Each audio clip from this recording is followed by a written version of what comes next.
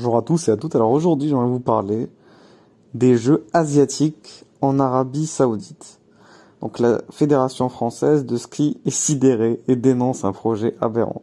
Donc, article publié par ladépêche.fr le vendredi 7 octobre 2022. Donc, ce mardi 4 octobre, l'Arabie Saoudite a été choisie pour organiser, devinez quoi, les Jeux asiatiques d'hiver en 2029. Mais c'est totalement cohérent, c'est totalement normal. Quand vous pensez à des jeux d'hiver, vous pensez à quel pays? En général, je sais pas, je m'imagine la Russie, par exemple. Ok, bon, en ce moment, c'est pas trop ça la Russie, donc bon, je vais voir d'autres pays. Je sais pas, j'imagine peut-être le Canada. Ok, j'imagine pas du tout l'Arabie Saoudite. Et puis quand encore, on va le faire en Algérie, dans le Sahara, c'est ça, on va le faire là-bas. On va le faire où? Non mais vous vous rendez compte que c'est totalement aberrant. Le faire dans un pays qui est sec, chaud, qui n'a rien à voir avec l'environnement habituel des jeux d'hiver.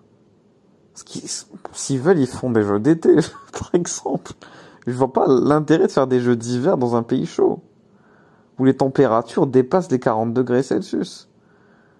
Est-ce que c'est normal, en fait? Bon, je poursuis.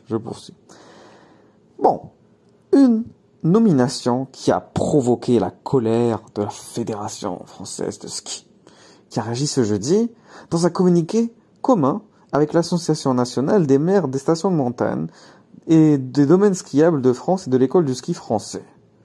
Donc, les déserts et les montagnes d'Arabie Saoudite seront bientôt un terrain de jeu pour les sports d'hiver, affirmé dans son communiqué le Conseil olympique d'Asie.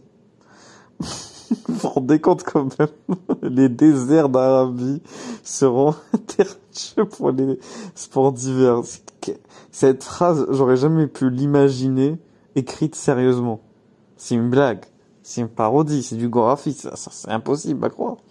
Bon, donc cette organisation a attribué donc les Jeux asiatiques d'hiver en 2029 à l'Arabie Saoudite, un choix qui a été contesté par un grand nombre d'observateurs, notamment pour l'impact écologique. Mais oui, pendant que nous en France, et dans plein d'autres pays, j'imagine l'Europe de l'Ouest et dans le monde en général, vont être obligés dans les prochains mois, les prochaines années, à réfléchir à des solutions, des alternatives pour les problématiques d'ordre énergétique qui se profilent.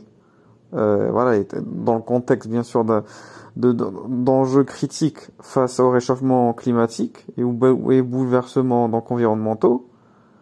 Donc, comme on l'a vu dernièrement avec la canicule, les hausses des températures saisonnières estivales. Donc, face à ça, t'as de l'autre côté de la Méditerranée, l'Arabie Saoudite, qui fait quoi? Qui a accepté quelque part, en tout cas, parce que pour être nominé, il faut candidater aussi, voilà. Donc, qui va, présenter, qui va donc accueillir des Jeux d'hiver asiatiques. Vous vous rendez compte quand même de l'aberration ou pas dans lequel on s'inscrit?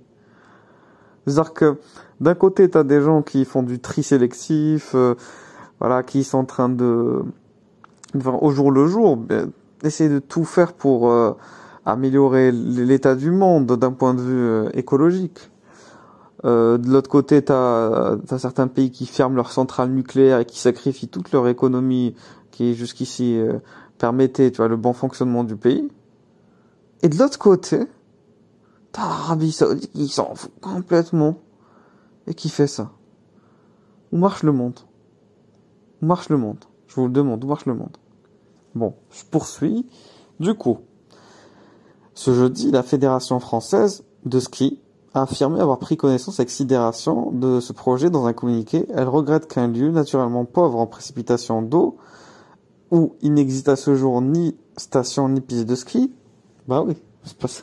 Comme si l'Arabie Saoudite était un lieu de villégiature connu pour sa neige, ses pistes, voilà, de descente en ski, etc. C'est n'importe quoi. Donc, où il existe à ce jour une station de ski, donc était choisi pour les Jeux d'hiver. Bah oui. Nous ne pouvons que dénoncer ce choix aberrant et totalement opposé de ce qui est souhaité pour la planète. Bah oui. En tout état de cause, ce n'est pas le chemin que nous traçons pour les stations françaises et pour le ski français, ajoute la FFS. Donc, actuellement, la Coupe du Monde de football, qui débute dans moins de 2 mois, au Qatar, déjà fait jaser. Ben oui. Donc, l'attribution à l'Arabie Saoudite des Jeux d'hiver rajoute de l'huile sur le feu. Donc, la fédération conclut, donc la fédération, vous avez compris, est française, de notre capacité collective à respecter les accords de Paris, parce que oui, bon, on va pas revenir dessus maintenant, mais vous savez que donc il y a eu des accords à Paris, la COP 21, donc pour essayer de stabiliser les émissions des gaz à effet de serre pour 2050. On n'est pas arrivé de sitôt, mais bon. Mais aussi à gérer donc durablement les ressources donc naturelles et la biodiversité. Ça dépendra en gros, comment dire, l'avenir de nos descendants, voilà, l'avenir de nos enfants, de nos petits-enfants, va dépendre de nos choix présents. Voilà, c'est un héritage qu'on va laisser. C'est à cette condition seulement que les générations futures, voilà, pourront encore vivre avec bonheur, enfin bonheur, c'est relatif, mais vous avez compris, sur notre planète et apprendre, par exemple, à faire du ski ou accéder à d'autres sports d'hiver. Et après, c'est la vie, en fait. Faut comprendre que l'article est fini, mais je me permets de donner mon opinion personnelle. C'est tout simplement que de vivre, que juste d'être ancré dans le réel, que d'accepter l'inégalité de nature. Dans un écosystème, il y a des climats variables, donc il y a des climats des montagnes, le climat des plaines, le climat des forêts, le climat tropical, le climat du désert, etc., etc. Donc forcément, on n'a pas tous les êtres humains ne peuvent pas accéder en même temps à tout et n'importe quoi. On peut pas vivre dans la montagne et accéder aux dunes de sable. On peut pas vivre dans la forêt, voilà, dans la forêt tropicale et accéder à l'océan. Voilà, avec la mer, etc. C'est du n'importe quoi.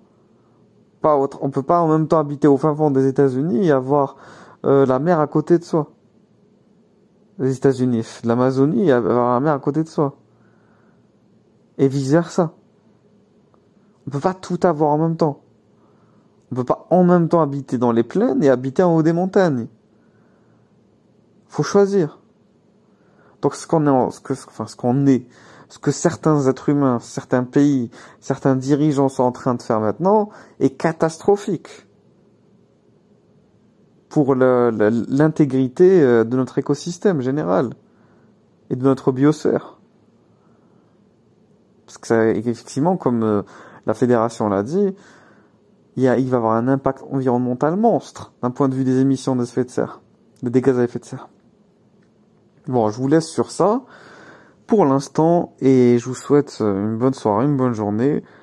Vous n'oubliez pas de vous abonner pour ceux qui écoutent la vidéo, de liker si vous avez aimé et surtout commenter et donnez-moi votre retour. Allez, à bientôt. Ciao.